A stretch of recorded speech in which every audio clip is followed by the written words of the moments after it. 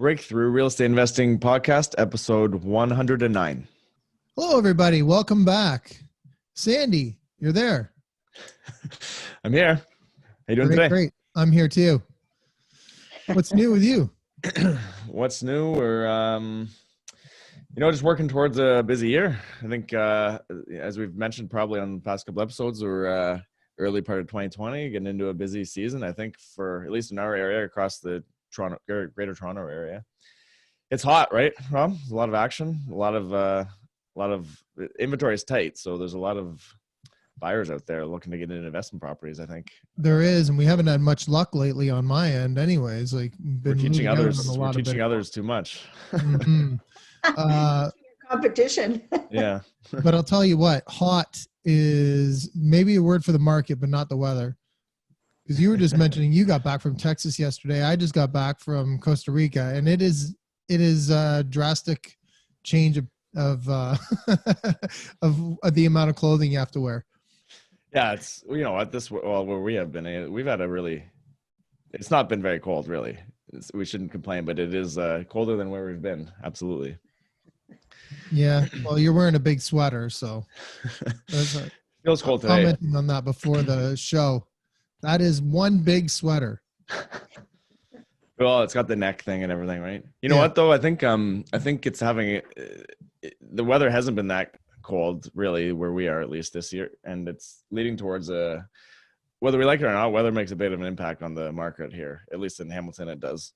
It's a quick early start to the season, it seems, to the spring season. Yeah, I would agree too. It's been quite a bit busier for me as well than it normally is at this time of year anyways. So what do we got to tell everybody? Where should they go? What should they do? Well, they should go over to breakthroughreapodcast.ca. There you can grab our free report, The Ultimate Strategy for Building Wealth Through Real Estate. And that will not only give you that report, it'll also get you on our email list. It'll make sure that you're being caught up to date on everything we're doing, which is our latest episodes of the show, property tours, seminars, webinars, events, all that sort of stuff. So go on and grab that and make sure you don't miss out on anything. Super. As well, everyone should go on over to iTunes. Let us know what you think. Write us a rating and review. If you would, please let us know what you like about the show. We really would appreciate everybody's feedback, as it'll help us keep on making improvements. We've made some improvements and we've got some great guests lined up, like the one we have today. Super excited to introduce her in a few minutes, but as well, is there anything else they can do on iTunes? You can subscribe to the show there. Should subscribe. How about subscribe. We never say subscribe.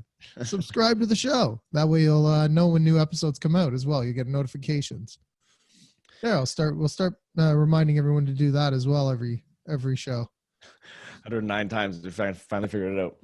Mm-hmm. Okay. Anything else? Well, not really. I mean, I just picked up a new place to add a basement suite to, but we can talk about that next time. I haven't actually closed on it yet, so next time we do a show, I think I'll be closed. So I'm pumped though. Cool. So you can maybe take us through the process as we go over the next, what's it going to take? 6 months, 4 to 6 months? Oh, geez, I hope not. Well, to close it, you're still waiting to close, right? And then, I close in like 2 weeks. Oh, okay. So a few months. Yeah. Quick one. How to get it done quick. And where is that? Peterborough? No, it's in Oshawa, this one. Oshawa, nice. So so it is still possible to pick up cash flowing properties in markets. You can do it. Okay, cool. Well, maybe we should get to our guest. Right on. Let's do it. I'm sure.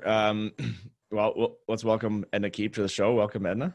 Welcome. I'll get Thank you so much, guys. It's awesome. I'll get an intro in here, and then you can add to it if you feel it's needed. But Edna is a former certified financial planner, and through that, she discovered the power of real estate in 2007. And since then, Edna and her husband Warren have amassed a $60+ million real estate portfolio, primarily multifamily, and primarily they built that with other people's money, OPM.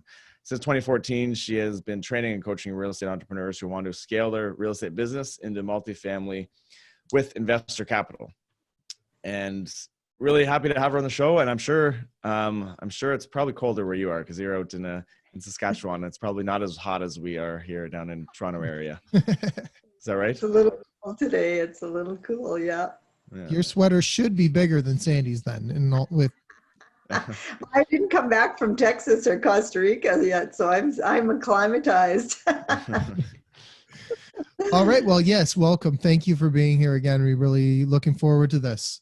My pleasure. Did you have anything to add to the intro? Why don't you tell us a little bit about, I guess, yourself personally? Okay, well, I was a single mom at age 16, so I kind of always like to start there because I think that made me into the person I am today. You know, that's a pretty challenging thing to do, and I think your challenges make you stronger. And I struggled with just different kind of admin type jobs and stuff until I got into being a financial advisor. Love the work, love the social aspect. I love advising people and telling people what to do. You know how those things that you get heck for in school when you're young come back to actually make you a winner in the long run. You know, the talking too much and socializing too much ends up being my strength. But as a financial advisor, I did really well. I was making probably on average about $250,000 a year. And I liked it. I enjoyed it. I didn't plan on quitting. Didn't enjoy the ups and downs of the market, but I mean, that's all part of it, right? But when I was introduced to real estate and I really understood the power of it, I couldn't sell mutual funds anymore. That's basically what I considered it, not after a fact, not just financial advice, but selling mutual funds.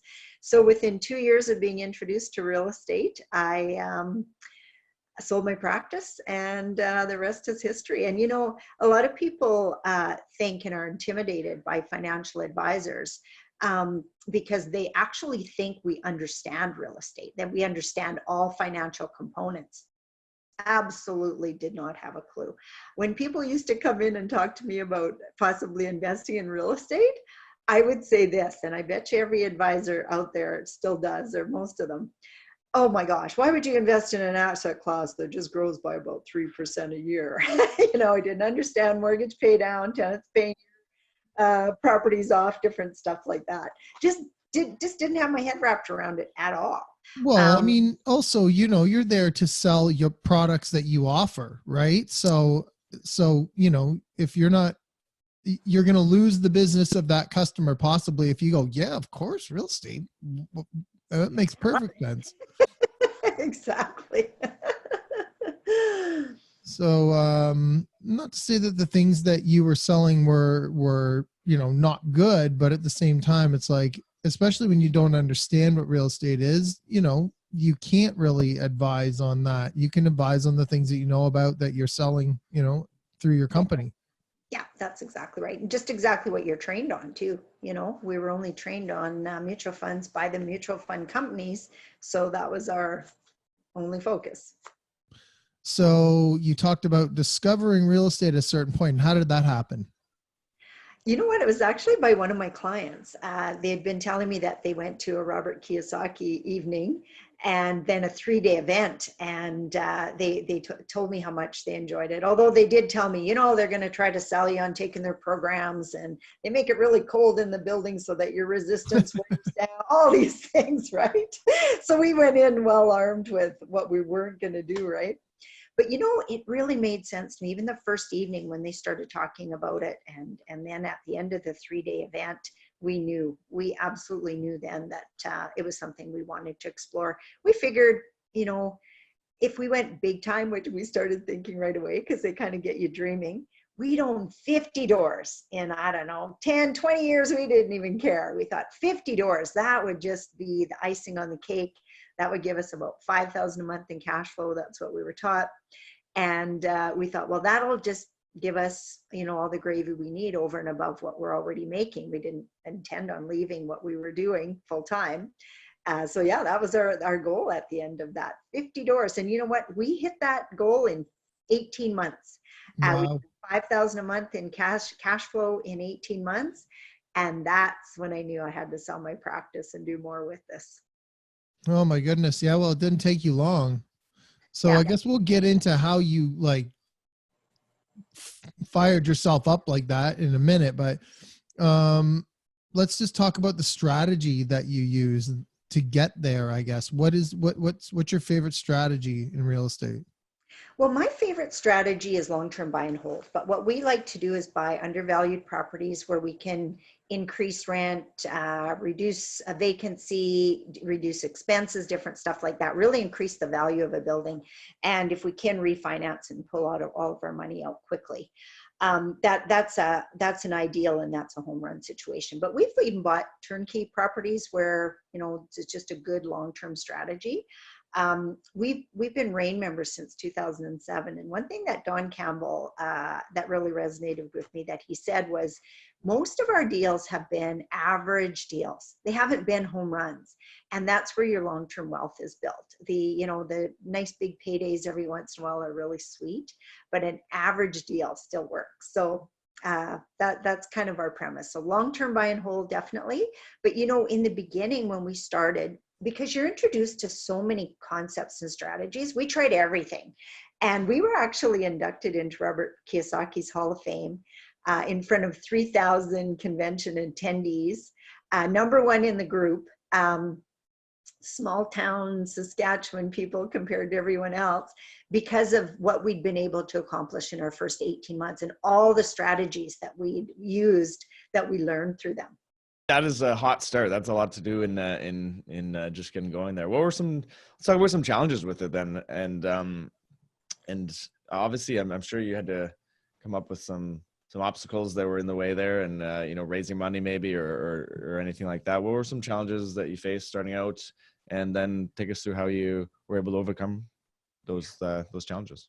Because I was still a financial advisor when I first started, I couldn't actually raise capital because I was still selling mutual funds. But I met, I got a coach, and I was working with a coach right from day one. It was part of the package that I bought through Robert Kiyosaki. And she hosted a dinner one night, and I met a couple that somebody had been talking about at our 3-day weekend, all weekend. They were friends of theirs. Oh, they had 20 houses already. They took this course 2 years ago, and that's why they were there and stuff like that. So we met them, found out that, yeah, they had 20 houses and they were property managing in themselves. And the one had given up the job. I think the other one was still working a job. And they had these big goals. Well, you know, we just connected with them. And they took a lot of our fear away. You know, we had a lot of fear of tenants and toilets and that kind of stuff. I was never fearful of the money part of it because I'd raised a lot of capital before, but I didn't understand the areas in our city. I didn't understand like the whole tenant profile. I didn't understand any of that. So they would take us to houses to look at, and we'd go, oh, wow, this is like kind of gross. And they'd go, you're not going to be living here at night. Like, this is for a tenant. We can get $1,000 a month at this house. And we're paying like $200,000 or $150,000 for it. So anyway, so that helped us take the fear away. Plus they were property managers. So that was something that we didn't have time to do right from the beginning. We were too busy with our own work. So we actually partnered with them on a few purchases, and that is really what helped us kickstart, because yeah, we were just so scared of everything. And so maybe in the beginning would be good to know what was your pitch to these investors that you were working with? How did you set up the deal? I'm sure you've learned some things over the years and how to structure them and who does what and all that. What were you doing at the beginning? Were you like putting in that property management component as something you were going to do, or was that always something you set the expectation that was going to be, you know, outsourced to someone else? Or what did that all look like with your initial purchases? Always outsourced it, and paid for it as well. Because we always say, you know, even when you're analyzing a property, even if you know you're going to property manage it yourself at the beginning, which some of my students choose to do because, you know, they want to save the money or make the money themselves because they want to go full time, sometimes just to learn and understand the whole aspects of property management. But we knew right from the beginning, we did not want to do that. And to this day, I think that attitude going in is what helped us to grow really quickly, because we never, ever, once we owned a building, we never went into it. You know, we had our team that did quarterly inspections. We had our team that looked after all the properties, and we just didn't do that. We watched the bottom line, and we grew and we grew. And that was one of the things I noticed with people. We'd go back to, you know, conventions and meet the same people who had taken the same classes we did, and they'd all be stuck, like at maybe 4 doors, stuff like that. and we'd find out, well, you know, what got you stuck there? Oh my gosh, I don't even think I could handle anymore. I got tenant calling, and you know, I'm property managing, and I got to put tenants in, and I go fix the toilets. And that's when we really realized, was kind of after the fact, that that's what helped us scale, is we did not focus on that at all at the beginning. So yeah, you mentioned that's how you ended up scaling. It was outsourcing that. I'm sure you outsourced some other things. 520 doors, is that about right currently? Yeah. So obviously you've scaled up pretty big. What were some other keys to doing that? How did you get there? Along the way, I'm sure there were some challenges with that as well as you got bigger. Oh, you know what? We're finding, yes, as a matter of fact, we're actually downsizing in certain areas right now because of that. Because yeah, you're right. The fun part for me in real estate is the acquiring the buildings, acquiring the investors.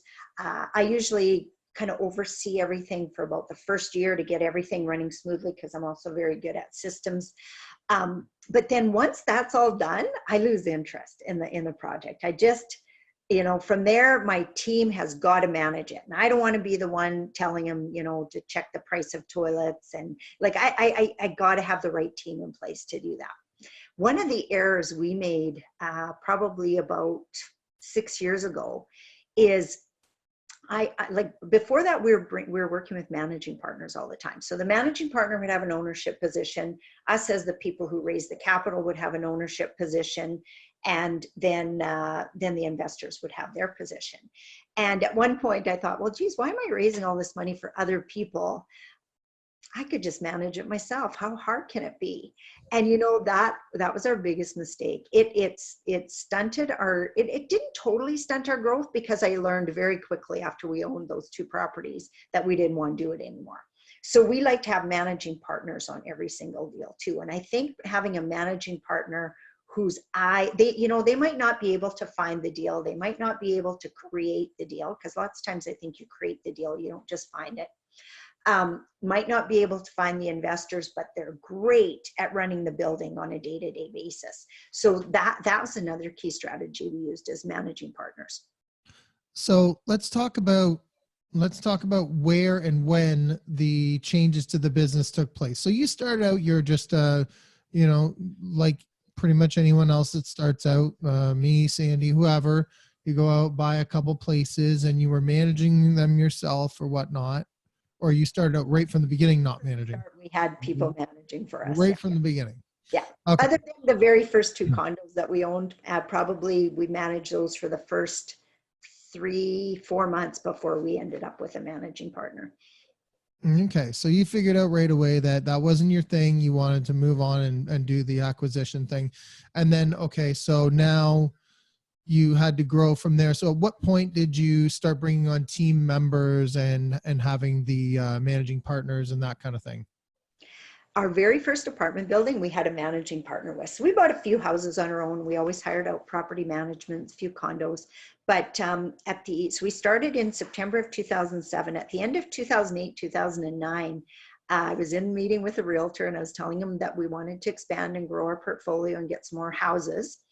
And he said, Edna, why don't you buy an apartment building if you want to buy that many houses? And I was like the typical person, oh, I can't do an apartment building yet. I don't even have 10 houses, like, you know, monopoly rules. And he said, no, you can. Because I got to know him a little bit, and he knew we had good incomes from what we were doing, that we had good net worth, stuff like that. So he said, you could definitely buy an apartment building. So we started talking. I sat there and just kind of ran through the scenarios with them. And they were actually in the process right then of condo converting apartment buildings. So he talked to us about that. I could see the value in that. And I said, hey, do you have anything that's available right now? And he says, as a matter of fact, I have a 24 unit I just listed yesterday or that day or whatever. I don't even think it was actually on MLS yet. And I said, okay, well, what would it take to get that building? He said, well, you know, with a market like it is today, a very hot market, kind of what you guys are going through right now, and you guys will relate to this, you're going to have to offer asking price. So I said, okay, write it up. And he said, well, do you want to go see the building? And I said, well, you told me earlier that they wouldn't let me in to see the building till I had the offer. And he says, well, you could drive by it. And so I said, okay, you write it up, I'll go drive by it. So he wrote it up, I drove by it. It was not too far away. I drove back and signed it. And that was our first 24 unit. It took us about 6 months to close on it because we ended up, our first lender that we talked to local lenders and they just weren't willing to give us very much for financing because the rents were terrible at this place. We paid $75,000 a door and the rents were $425. And the average rents at that time in our city were between 800 and 1,000. So we knew we could almost double our rents as soon as we took possession. But you know, these guys had owned the building for a really long time. And they were scared of us. Like they thought we were so aggressive and they wouldn't do a vendor take back because they thought, oh, we're going to lose all their tenants, all this kind of stuff. We asked for a vendor take back. And we were working on financing, couldn't get anything decent locally. So we ended up working with an American firm who was, you know, quite interested in financing at a higher rate. And then with all the financial crisis that was happening, remember back in 08, 09, all of a sudden, we couldn't even reach them. There was no, you know, up until the day before, yeah, you should get your term sheet tomorrow. And then all of a sudden silence, and here their whole lending firm shut down. So we ended up, did get a vendor take back. And then we raised some capital with different investors. The first one, we just paid straight interest on it. So we were paying a high interest rate, 20%. Because we could see the value. And, you know, if we converted these properties, because we're paying $75,000 a door, and our plan was to sell them out between $125 and $140 a door, because that's what was happening in the market at the time. We were one of the last buildings to get allowed to be condo converted, but we did do that. So in the long run, our investors made really good money on that, but we didn't. We wish we would have just kept that building at $75,000 a door. So, you know, things like that kind of bring you back to your long-term buy and hold strategy. But at the time, we were just more focused on the money we could make. No, that's great. All good information, very much. So at this point, then, I'm guessing right around this point is where you decided to restructure your business and bring on some people and change the way you did things. I'm very curious about this though, because I feel like I've sort of had a slow growth, much slower than, you know, it could be if I focused, I guess, more and had a good idea of how to structure things. Mm-hmm. So that's why I'm prying on this piece here is I'm very interested in how it looks. Okay. Well, you know what? Remember I said that we'd met this couple at a dinner? Well, we bought a few houses with them. And they knew what they were doing. They were buying houses in these specific areas. They're staying away from these areas. So we got some really good cash flowing properties. We did a couple rent to owns and stuff like that. And it was smoking along really good. And when I was presented with the apartment building opportunity, they were actually away that weekend. So when they came back, when they landed on the plane, I was texting them. I knew what time. Said, "Come over. I have something to tell you." So I said, "Hey, if we bought a 24-unit apartment building, would you guys be the managing partner?" I said, "We can qualify net worth. I can refer some people to you to raise the capital because again, I couldn't do it myself." And I said, "I'm pretty sure." They said, "Absolutely." They said, we just said, they were at a personal development and real estate conference. They just set a goal to grow their business by, I think it was 30 doors in the next year, that one apartment building. So when they landed, they were handed a 24-unit building. But we said, you know, we can acquire it, we can help with the capital, but we don't know what to do with it once we own it. Oh, we can look after that. We got the maintenance guys, we got the property management, and that was our deal there. So partnering up with somebody who knew that side of things took a lot of the fear away from us. Okay, great. And that's basically the way that it's structured still to this day? Basically, yeah. What we do is actually the first after we kind of parted ways with those guys, we started bringing in other managing partners. We just, some of the things that they were doing we didn't really like. We felt like they just weren't, and our accountants did too, that they weren't on top of really managing the financing side of it. So we got a little scared on that side. But then I had other students that we'd taken the same classes with. approached us with a deal. And they said, you know, we got this deal under contract, give me all the numbers on it. And they said, we will give you 65% of the deal. We want to keep, no, we'll give you 75% of the deal for raising the capital for it, because we'd already had success doing it. So I raised the capital. I kept 10% of that deal myself, gave 65% of the investors, and 25% they kept. Well, I learned my lesson very quickly there. So after that, it was, I got 30, they got 30, and our investors generally got 40%. The next deal after that was 144 units, same couple, father-daughter team actually. And they brought us 144 units in La Ronge, Saskatchewan. For you guys, that might equate to like even north of Thunder Bay, if you know what I mean. Like it's way north in Saskatchewan. Population 3,000, mostly rentals. Very little homeowners there. And if they were like the camping, fishing, chemical mine type people. But most people wouldn't build in the area because there was no real value there. So we bought that apartment building at $40,000 a door. Again, they were managing partners. I raised all the capital, $1.2 million, and they were 30% ownership. We were 30% ownership. This was one of our home runs. So we were able to, within 30 months, increase the value of that property from I think we paid 4.5 to 6.5, pulled all the capital out, paid all the investors back, got a $400,000 payday ourselves each. And that was in a tax-free loan because it was refinancing, paid the investors back actually even more than they put in, and then continued to cash flow that property. We still own it to this day. So it's a little bit less lucrative right now because a chemical mine closed down, but still doing very, very well. And so that one got us really excited to work with this new partnership. And as we probably went on and bought, I don't know, 4 or 6 more properties with them. And in that time frame is when we decided, well, we'll be smart and do our own thing. And that was when I realized again, no, I don't like that side of things. I want to have managing partners all along the way. Wow, what a great story. I love that. It was a wonderful one. It's still our braggadocious one, but you know, it happened in 2012.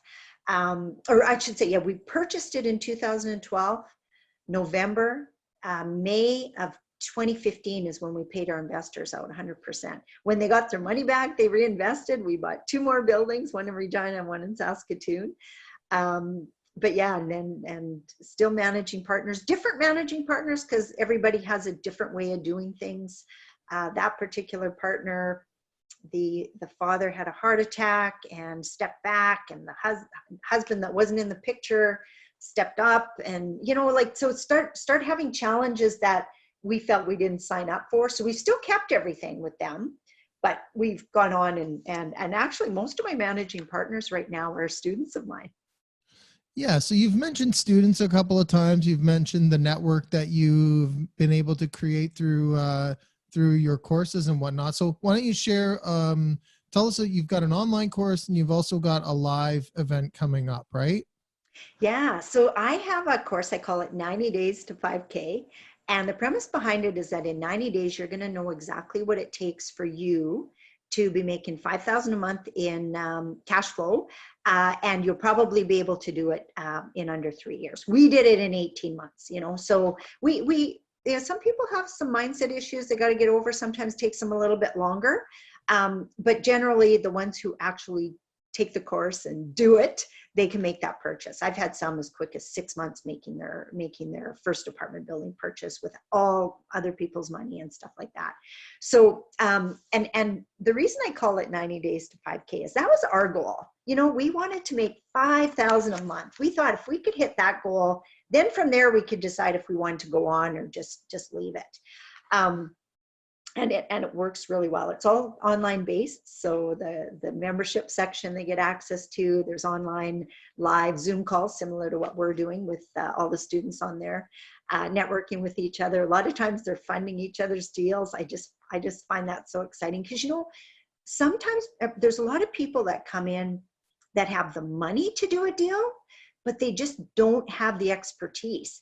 And I really encourage them to partner up with somebody who does have the expertise, because then that takes their fear away. So their first one might be a partnership. Well, then they're off to the races doing the same thing, because, you know, when we're setting up partnerships like that with investors, those investors are joint venture partners with us.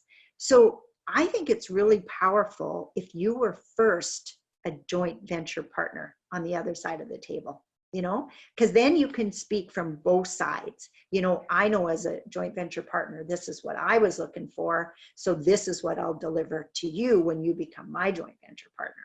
Does that make sense? Absolutely. And I really like the idea and how you came up with the 5K, 90 days to 5K name. How would people find out more about this or sign up for it? I prefer to do a strategy call with people before they sign up for it, because there's a commitment there, and I look to make sure that I really want success stories, and sometimes they're not ready.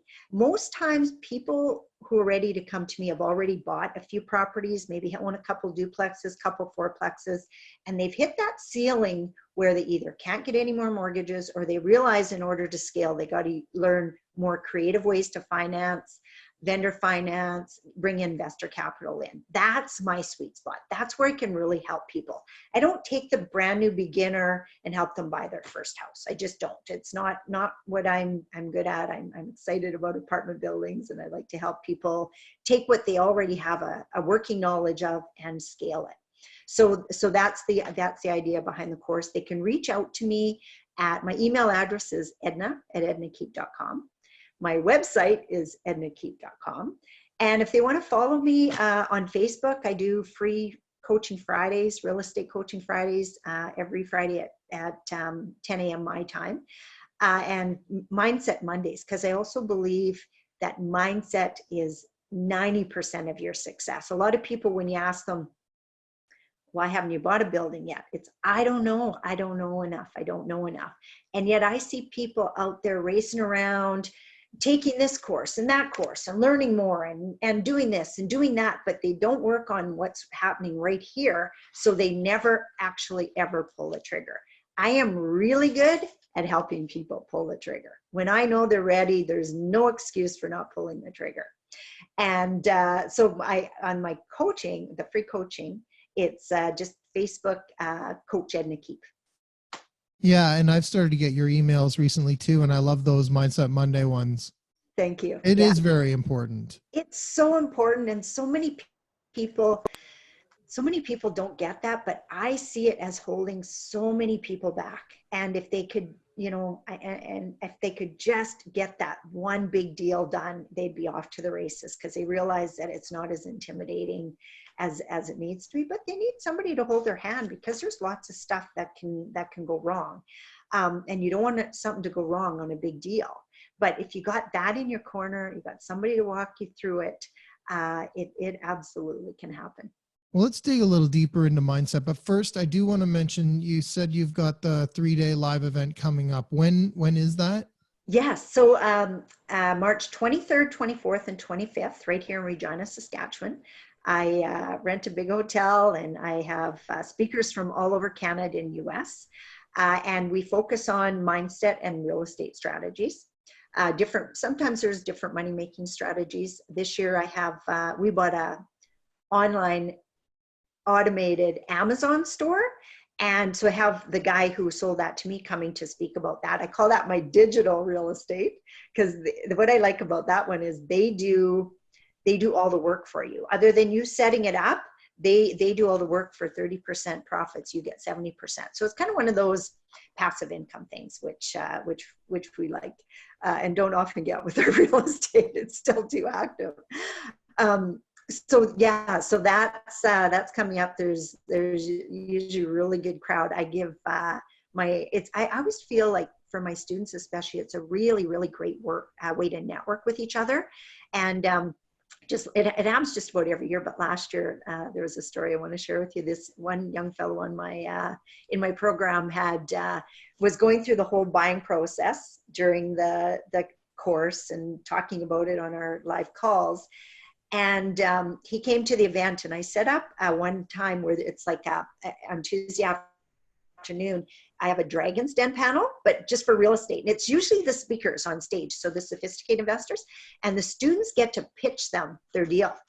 And this last time, it wasn't a dragon that took the deal, but it was two audience members who actually were fellow students of his, who listened to his whole story about how he found it, how he negotiated it, the challenges he had with it, and all this kind of stuff. So they cornered him at the event because they had not met him yet face to face, and said, "Hey, we want to fund your deal." Oh, amazing. Amazing. I love that. Yeah. Do you happen to record these by any chance? You know what? I don't. I've often thought of the live streaming, but you know what? I think that getting in the room with like-minded people is so important. Like I record the testimonials and I take lots of pictures. I could send you a link of the testimonials. I get everybody at the end of the last day. I take about an hour and try to get everybody on stage for a minute or two, just saying what they got out of the event. I just get amazing testimonials. And one of the things that I hear frequently, it's not just the quality of the speakers and stuff and what they learned, but it's the quality of the other attendees. So many are taking action. And I really do attribute that to my training them on their mindset. Mm-hmm. So, okay, let's talk about mindset. It's obviously very important to you. I believe it's important, but why don't you explain just how important you think it is in real estate business? Well, you know what? There's so many things that can go wrong in real estate. You know, there's so much and there's challenges every single deal that you do. Even if you think it's cookie cutter going to be exactly the same as the last deal, there's always something that's different. There's whether it's rule changes at CMHC or your lender changes or government changes, or like there's always something. You got to be able to deal with that stuff and roll with it. Not think, oh, roadblock, done deal, you know, stuff like that. People have to realize that there's a learning curve. There definitely is. But once you learn it, if you're not pulling the trigger and making that deal happen, it's 100% right here. Because once you know it, it's not, I can't find a deal. It's not, I can't find the right deal. It's, you're not doing whatever it takes to make that deal. Because lots of times you got to create the deal. Can I tell you about one of my success stories from just outside of Toronto? Absolutely. Okay, I think the place is called Port Hope. The student's name is Katera. She's actually a realtor, but she came to me because she wanted to buy a multifamily property. And I remember on the strategy call I did with her, I said to her, you know, lots of times people are buying buildings before they're even done my course. And she said, other people, not me. Yeah, no, I need to learn everything. I move a little slower than that. You know what? She started with me in June. She's busy, so she didn't get the course all completed. I think she's on module 8, and she closed her first building in December. That building, and she got her mindset wrapped around it. She bought it with some of her own money, but 80% of it was vendor take back.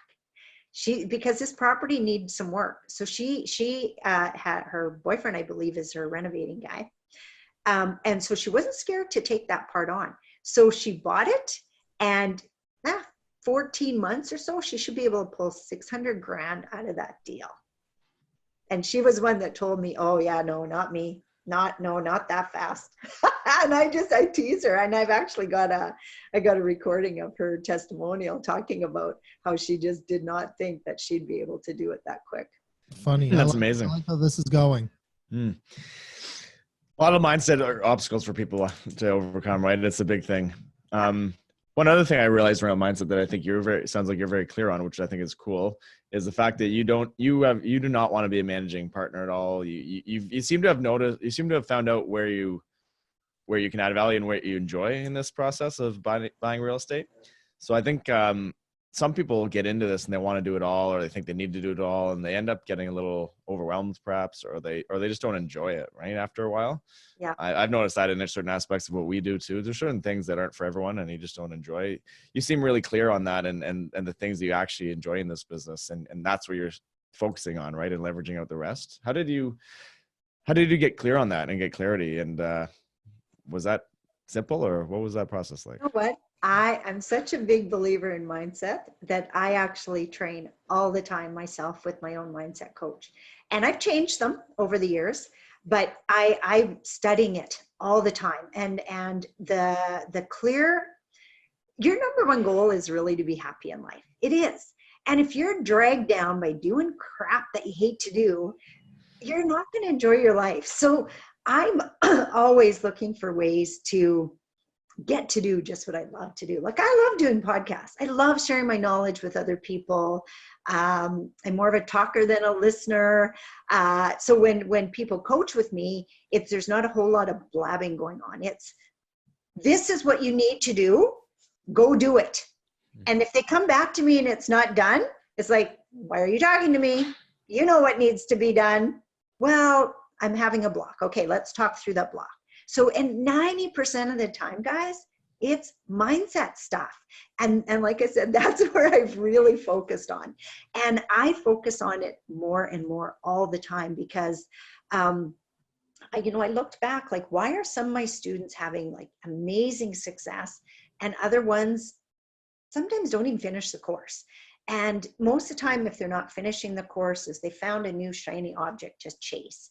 So that's why I like to have a strategy call with people. I want people who have played around in that pool for a while, and now they know they just want to learn how to dive, and I can teach them that buying those multifamily properties with investor capital. And you marry the two with the help, and I'll handhold you right from the start to finish of buying your deal. Katera, for example, I actually happened to be in Las Vegas on a family trip the last week before she was closing, and she had different things that come up, and she said, "Oh, Edna, I hate to bother you on your holiday, but I really need to talk to you." Absolutely. Can't talk when I'm in the casino, but when I get back to my brother's place. So there's just, and sometimes it was like a 5-minute question, 5-second question. Yep, this is the answer. Okay, and then she would go do it. Oh, now I have this. Come back. And that when I'm working with a student that's working on a live deal, there's never a don't call me. Unless it's don't call me because you didn't do what I told you to do. That sort of thing. And that's why I think the actions happen. The students are having more and more success all the time because I see those mindset blocks that they're having, and I can talk them through them because I've been there, and I've talked to a lot of people through those mindset blocks. And that gives them the confidence to go forward, of course, with your support, right? Where do you see things going? I was just going to say one more thing. You can take education till the cows come home. Course after course after course after course after course. But until you actually pull the trigger and buy that building, you'll still feel like you don't know anything. Absolutely. And I agree. jokingly say quite often on the show that I think I've set a time limit. Is it 3 months, or what did I say? I can't remember. It should be 3 months if that's not what I said. But I basically gave new people to the show 3 months to get their education together, and then they got to go buy something. And good for you. That's a really good time frame, because you know what? You know what you need to know in 3 months if you're actually doing the work people are teaching you, Yeah, it doesn't have to take 3 years, and you often people invest in so many different things, or they go to so many courses, and it's like you can learn as much or more just by doing something. And Absolutely, education's fantastic, education's amazing, and spending tens of thousands of dollars on a course, you could go invest in something and perhaps even lose a little bit of money and still be coming out ahead. Because ultimately, if you're buying for long term with real estate, you're gonna generally come around at some point. It's just, and you can make better purchases, obviously, but making a mistake generally does not cost you tens and tens of thousands, and you're gonna learn a lot to it. Yeah, exactly. You gotta take action eventually. You gotta take action. Well, the more action you take, the more that you're gonna learn, the more you're gonna grow. Where are things going for the future for you, Edna? What's it sounds like you got some interesting stuff coming up, a REIT and things like that. What's going on there? Yeah, so kind of our exit strategy, so that we get less and less management and I get to do more and more what I love to do, is we've set up our own REIT. Just opened in January, haven't even bought our first purchase. We've raised $750,000, and within the next week there should be another $500,000 added in. So that allow us to buy our first purchase with cash. We're buying in Memphis, Tennessee, 30,000 a door, guys. I'm taking a group of investors and students to Memphis when we go in May, because there's also opportunities for people to look at those properties along with our power team, our realtors, our mortgage brokers, that sort of thing, and look at some smaller units, because we ultimately want to focus on the larger units. So ultimately we want to be purchasing like 100, 200, 500 doors at a time in those price ranges. And I've got a team lined up where I get to do my sweet spot, which is sharing that with people. And I love sales, so selling people on the idea, and then and helping my students out at the same time by learning about how they can, of course, build the same thing eventually. So that's one big thing that's coming up. The online Amazon store I'm very excited about, because again, it's passive for us. We're just giving them money and they're going to look after it. You never know how that's going to turn out, but I've found a group that's got a very good track record. And then one other thing that we're actually looking at, and this might be a purchase along with one of our students, is 40 unit package rentals in a smaller northern town, along with actually a dollar store. Like, I never ever believed that I would own a dollar store. Hardly ever walk into one. My kids love it because they're always buying their little knickknacks from there. But when I found out how lucrative it is, yeah, we're looking at that. So yeah, we always got a lot of things on the go, and at the same time we're letting things go. We're putting a couple of buildings on the block and getting out of the management side that we've been in for 6 years too long. So that's going to free up a lot of brain space. But yeah, we're really, really excited about that move forward too. Oh, that sounds amazing too. Now you mentioned that you were going to be the Memphis investments were going to be all cash. What's the reasoning behind that? Is that because it's difficult to get the financing, or is the financing going to come after you clean up the building? Like, what's the deal? Yeah, that's the plan. Whenever we can, we like to pay cash, or sometimes it's a bridge loan. When we were doing it personally, it was mostly a bridge loan or vendor financing that carried us till we got our building fully optimized for optimized financing. We'll do the same thing with this purchase. Our first one that we've got, I'm still not even 100% sure if it's finalized under contract, but we got the offer in, is a 22 unit building that, you know, we feel we can turn around and make the fund like 500,000 within a couple of years, just on that one small building alone. Is Memphis, is that the focus of it? Is it nationwide? Is it continent wide, or what's the right now? Our acquisitions partner has been working actually for another REIT, and they've done all the purchasing they can in that area. Just with REITs, they have rules on how much you can own in every area, and they're at their capacity. So he's found a bunch of other ones that are good buying opportunities for us. So that's kind of how we decided on the REIT to partner with these two specific guys. Is he doesn't want to be on the capital raising side, but me and the other partner do. We know the people with the money, and he's got the deals, and he's got the teams built in those areas already because of the other acquisitions that he did there. So yeah, we feel like we're going in with a really strong team. how anyone can learn about that? I guess we're going to throw the links in the show notes here, but if they want to learn about that too, they can reach out to you, I guess, if they're interested in REIT information.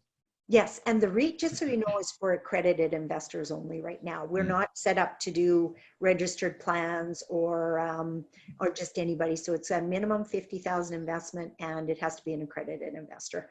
That might change over the future. We have done offering memorandums and stuff like that in the past, so we do know the process, but it's quite expensive. So we need to get a track record first before we open up to stuff like that. But yeah, if they're interested in that, I will just get them to email me at ednakeep.com or edna@ednakeep.com, because right off the top of my head, it's so new, I don't even know the URL for our REIT. Is that going to be are all your other investments in Saskatchewan? Is this kind of the first endeavor outside of that, or have you been around other provinces or states already? Mostly Saskatchewan, Alberta, and Manitoba. Although we have bought in the States before. We owned a 24-unit apartment building in Indiana, in Indianapolis, that we actually bought through an auction on a credit card. Like we've done everything, you guys. We've done everything. It's amazing. I wouldn't do that one again. You know, it was kind of a emotional buy. Like, really? We can buy a building with a credit card? A 24-unit building with a credit card. Wow. That was back in the crisis time of, I think around 2009. It was after the first 24-unit we bought here. And then, yeah, and it was through an auction. So, yeah, we've done a little bit of everything. I don't recommend that one. We ended up just getting out of it and giving it to our partners because we thought it is too long-term of a buy and hold before the markets could turn around. Well, what's one tip you could share with someone starting out? We've already got a lot of tips from you here, but what would be one major thing that you would recommend for someone who is a little bit novice or just getting going in this world of investing? Two things. Get around like-minded people. That's so important even for your own psyche right here, because the average Joe out there, everything's too risky. You're crazy. Why would you do something like that? That's stupid. That's what you're hearing all the time. Get around people like you guys, your group, your podcast, people like us. We're saying, go for it. And that's such a huge difference. People need to be around like-minded people. And the second one is get a coach to help you, because you can't learn everything. And why not take a shortcut? You know, like you kind of mentioned earlier that, you know, buy your first property and take your down payment and put it on a property and learn that way. I actually think you should take your first money and spend it on a coach. Cool. I think that's fair. I think that's fair for sure. I think that coach will help you take action ultimately. Yeah. And so really it's about taking action. So whether that's the coach or, you know, if you think you can do it on your own, I mean, maybe start, but I would agree. Coach for almost anything in life is, You know what? valuable. I have to agree. My experience is roughly the same as probably some of the ones that you've been talking about on the show. And that is just that, you know, in my first coaching course, I found one of my joint venture partners, right? And they helped on the second deal I ever did. Mm-hmm. So those relationships that formed, plus the I guess accountability to go out and do something with what we are learning, just really does help. It pushes you. So It does. And it's nice to know that they're studying the same thing you are. Mm-hmm. You know, that was our big thing with our first couple partners. They were studying the same thing we were. So we knew that they got it. You know, it wasn't like we had to reinvent the wheel with them. So you have a ton of drive. That's obvious just from listening to this podcast so far. Where do you get it from? Where you've done all these things, but where do you get the drive and motivation to go out and do them? You know, I told you before that I was a single mom at the age 16. And I think some of it still stems back to that. You know, it was not a positive experience. I got a lot of nasty people that I thought were my friends. I found out, yeah, were just talking about me. And I think there's still always this little drive that I don't feel good enough. I got to do more, be more, have more, you know? And it's kind of maybe funny, but at the same time, I think everybody has a driver similar that they're trying from their past, prove something. Mm-hmm. A chip on your shoulder. Yeah. I'm going to show you. You Well, wait. that's good. You know, if there's something there that can help you get, like, my goodness, what it's done for you. Look at that. I don't recommend it. I have two teenage daughters. They're 17, well, just about 18 and 16. I tell you, they were on the pill very early. It was like, I don't recommend becoming a single mom. But you know what I do recommend to them? Because I got a girl that's graduating this year. 100% mindset.